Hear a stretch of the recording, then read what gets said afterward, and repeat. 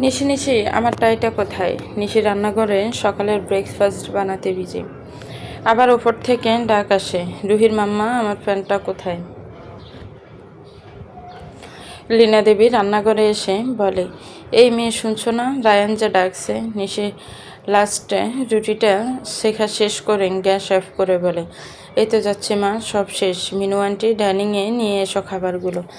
কথার মাঝে আবার ডাক, মাম্মা আমার স্কুল ড্রেস পাচ্ছি না। ওহো, নিশি এক প্রকার বিরক্তি নিয়ে বলে, এতে বাপ মেয়ের জ্বালায় শান্তি নেই। শম্পা দেবী হেসে বলেন, বোঝো না বৌমা, ওরা চোখে হারায় তোমায়। নিশি লজ্জা পায়, শাড়ি সামলে ধীর পায়ে উপরে উঠে পড়ে।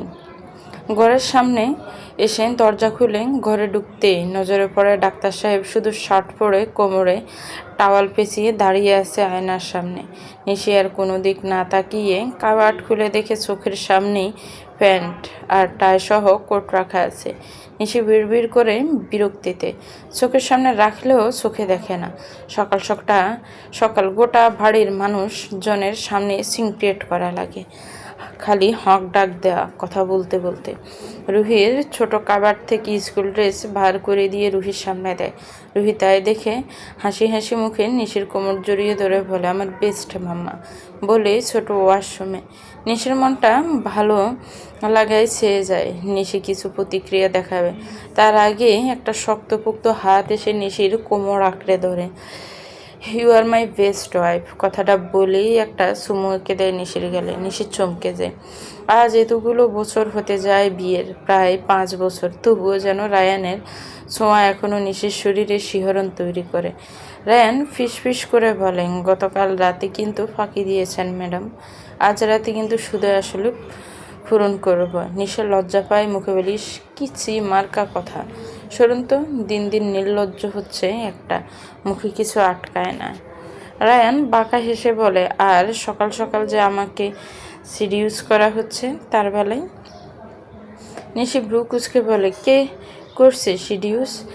রায়ান দুষ্টুমি করে নিশির আঁচল গুজে রাখা কোমরে নিজের ঠান্ডা হাত বুলিয়ে নিতেই নিশি জমে যায়। নিজের শাড়ি ধুয়েতে খামছা ধরে রায়ান পিস করে বলে, এই যে এভাবে সামনে দিয়ে ঘুরলে তো আর আমার বাইরে বের হতে মন করবে না, খালি মনে হয় আদর করে। নিশির কান যা করে ওঠে, আর কিছু বলতে যাবে তার আগে ছেলে উঠে পড়ে। ঘরে আলো দেখেই ফুপিয়ে ওঠে।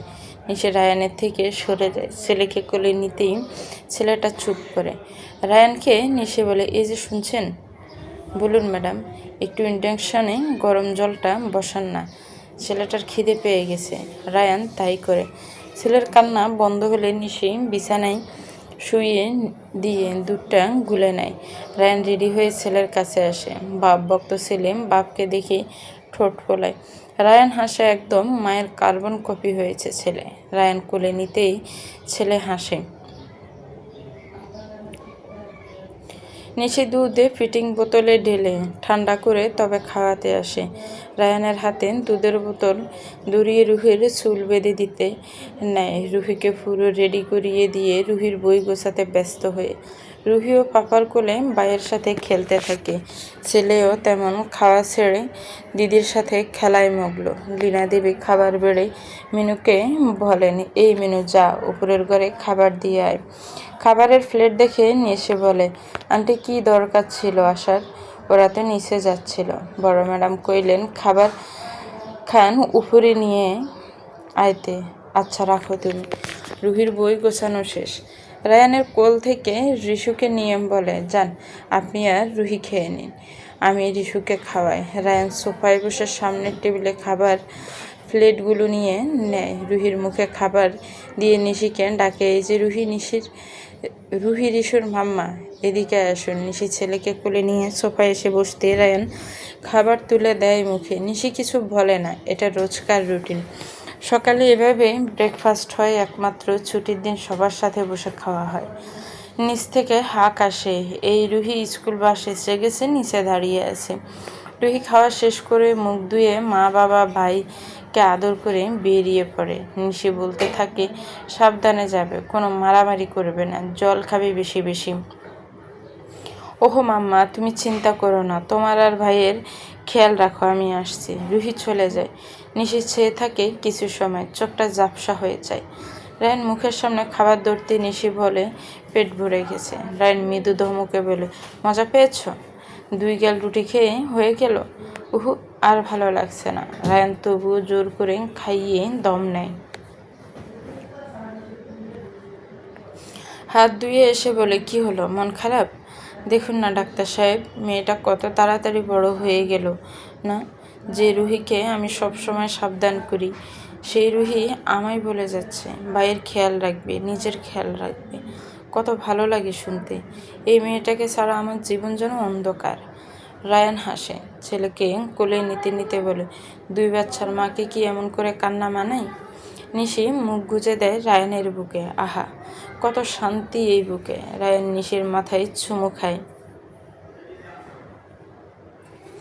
মনে মনে ভগবানকে ধন্যবাদ বলে, আজ নিশিকে তারা ফিরিয়ে নিয়েছেন। তার সংসারে আরও একটা সুখ পাখি এসেছে। দিনগুলো সুন্দর চলছে, আর কি চাই। সেদিন এর কালো রাত মনে পড়লে ভয় হয়। রায়ান মনে করতে চায় না সেই সব দিনগুলো। দেখতে দেখতে সময়টা পার হয়ে গেছে। আধার কাটিয়ে নতুন দিনের সূচনা হয়েছে, কিন্তু নিশির ডায়েরি লেখাটা অভ্যাসে পরিণত হয়েছে। বিছানায় ছেলে মেয়ে দুজনেই ঘুমিয়ে রয়েছে। রাত বাজে 12টা। নিশির চোখের পাতায় ঘুম নেই। তাই আজ আবার সে ডায়েরি নিয়ে বসেছে। প্রথমেই লিখে, প্রিয় ডাক্তারবাবু, আপনাকে দিন দিন আরও বেশি ভালোবেসে ফেলছি। মুখে না বললেও এই ডায়েরিতে প্রকাশ পায় আমার ভালোবাসার মধু মেশানো প্রেমালাপ। আর কোনো ভয় নেই। মৃত্যু ছাড়া আর কেউ আলাদা করতে পারবে না আমাদের। এখন মৃত্যুও হয়তো অনেক দূরে আছে আমার, তাই আর কোনো ভয় নেই। কথাটা লিখে মৃদু হাসে। তারপর লিখে, সেদিন আপনাদের হারিয়ে ফেলার ভয়ে আমি অর্ধেক শেষ হয়েই গিয়েছিলাম। ঋষুকে জন্ম দিতে গিয়ে আমি ছিলাম মৃত্যুশয্যায়। আপনার ভালোবাসা, রুহির ভালোবাসা, এত এত যত্ন না করলে হয়তো ফিরে আসার লড়াইটা ছিল কঠিন। লিখতে লিখতে নিশি ভাবে সেদিনের কথা। হঠাৎ কালবৈশাখীর রাতে নিশির ফেন ওঠে। ধীরে ধীরে নয়, প্রচণ্ড জোরে। ব্যথার দাপট সইতে না পেরে মূর্ছা যায় নিশি। মধ্যরাতে সেই সময় গাড়ি ড্রাইভ করাও কঠিন। নিশির অবস্থা বেগতিক দেখে সেই ঝড় বৃষ্টির রাতে রায়ান নিশিকে নিয়ে বেরিয়ে পড়ে। হসপিটাল যাওয়ার রাস্তায় মাঝে বড় গাছ ভেঙে পড়ায়, রাস্তায় ব্লক। সেখান থেকে কোনোভাবে গাড়ি নিয়ে যাওয়া সম্ভব নয়। বহু চেষ্টা করে গাছের ডাল সরাতে না পেরে হসপিটালের ইমার্জেন্সি ফোন করে সেখান থেকে অ্যাম্বুলেন্স আসে। সেই ঝড় বৃষ্টির মধ্যে নিশিকে নিয়ে গাড়ি থেকে কোলে করে নিয়ে গাছের ডাল টপকে অ্যাম্বুলেন্সে শিফট করে রায়ান। এমনিতেই প্রথম থেকে কমপ্লিকেশন ছিল নিশির। তার মধ্যে লাস্ট মাসে ধরার পরে জন্ডিস। সেই কারণে ব্লাড আগে থেকে জোগাড় করে রাখতে বলা হয়। এত দেরি হয় ব্লিডিং হতে শুরু করে নিশির। হসপিটালে ফুসতে ফুসতে বোর হয়ে যায় কোনো রকম। এমার্জেন্সিতে ঢুকানো হয়। ওটি করার পর বাচ্চা সুস্থ থাকলেও বাচ্চার মা থাকে অজ্ঞান প্রায়। 2 রাত 2 দিন অজ্ঞান থাকার পর 3য় দিনের দিন চোখ খুলে নিশি। প্রচণ্ড রক্ত দেওয়ার পর শরীরে কোনো জোর না থাকায় একদম নিস্তেজ হয়ে যায় নিশি। হসপিটালে 1 মাস থাকতে হয়েছে নিশিকে। আর এই 1 মাস টানা নিশির সঙ্গে সঙ্গ দিয়ে থেকেছে রায়ান, নিজের ভালোবাসায়, নিজের যত্নটাতে। বউকে সুস্থ করে 1 মাস পর বাড়ি নিয়ে গেছে। নিশি ভেবেছিল ওটিতে নিশির হয়তো আজই শেষ দিন, কিন্তু না, একটা মিরাক্কেল করেছে। নিশিকে ধীরে ধীরে সুস্থ করে তুলেছে। অনেকটা সুস্থ, কিন্তু তবুও শরীরে কিছু কিছু দুর্বলতা রয়ে যায়। এই যেমন নর্মাল হওয়ার জায়গায় সিজার করতে হয়েছে নিশিকে। এত এত সমস্যার সম্মুখীন হয়ে ঋষু আসে তাদের মাঝে। ধীরে ধীরে সবটা ঠিক হয়ে যায়। এখন আর নিশির কোনো আক্ষেপ নেই। তবে হ্যাঁ, এই সব ভেবে খুব আপসেট হয়ে পড়ে। এই যেমন আজ রায়ান গত 2 দিন নেই, অফিসের কাজে বাইরে গেছে। হসপিটাল, অফিস সব নিয়ে আজকাল একটু বেশি বিজি থাকে। ভাবনার মাঝে ঋষু কেঁদে ওঠে। নিশে ডায়েরি বন্ধ করে সুন্দর করে গুছিয়ে রেখে ছেলের কাছে ছুটে আসে। মাথায় হাত বুলিয়ে দিয়ে গালে চুমু দিয়ে ছেলেকে কোলে নেয়। ড্রাইভার চেঞ্জ করিয়ে ব্রেস্ট ফিডিং করাতে করাতে নিজেই ঘুমের দেশে পাড়ি জমায়। বেশি কিছু সময় অতিবাহিত হওয়ার পর উপলব্ধি করে হাওয়ায় ভাসছে। হঠাৎ চোখ খুলেই ভয়ে চেঁচিয়ে উঠবে। এমন সময় কেউ একজন ফিসফিস করে বলে, হুস। আমি 2 বাচ্চার বাবা, চিল্লিয়ে আমার রাত নষ্ট করো কেন? নিশি প্রথমে ভয় পেলেও তারপরে ডাক্তার বাবুকে দেখে চুপ করে যায়। রায়ান ঘরের সাথেই আরও একটা ঘর থাকে, সেই ঘরে নিয়ে আসে। নিশি রায়ানের গলা জড়িয়ে ধরে বলে, এই আপনি এখানে কেন? আপনার না আসতে এখনো 2 দিন দেরি ছিল। রায়ান নিশিকে বিছানায় নামিয়ে দিয়ে ঘরের দরজাটা লক করে বলে, মন মানছিল না, কাজ শেষ তাই চলে এলাম। নিশি ঘড়ির দিকে তাকিয়ে দেখে রাত 2টো। এত রাতে এলেন যে, কিছু খাবেন তো? বাড়ির কেউ জানে? রায়ান নিজের শার্টের বোতাম খুলতে খুলতে বলে, কেউ জানে না, তবে খিদে পেয়েছে, এখনই কিছু মিষ্টি দরকার। নিশি চটফট উঠে দাঁড়ায়, রায়ানকে বলে, দাঁড়ান, ফ্রিজে মিষ্টি আছে, আমি আনছি এখনই। রায়ান নিজের শার্ট পুরোপুরি খুলে ছুঁড়ে ফেলে। কোনো দিকে না তাকিয়ে নিশির দিকে এগিয়ে যায়। নিশি কিছু বুঝে ওঠার আগে ঠোঁটে ঠোঁট মিলিয়ে দেয়। প্রায় 10 মিনিট পর ছেড়ে বলে, এই মুহূর্তে আমার বউকে চাই, খুব আদর আদর মন হয়েছে। নিশি হাসে। আর কি করার, নির্লজ্জ ডাক্তারকে সঁপে দেয় নিজেকে। আরও একটা রাত রচিত হয় ভালোবাসাময়। এদিকে 6 বছরের রুহি আর 5 মাসের রিশু ঘুমের অতল সাগরে, আর এদিকে নিশি রায়ান মত্ত নিজেদের ভালোবাসায়। সমাপ্ত।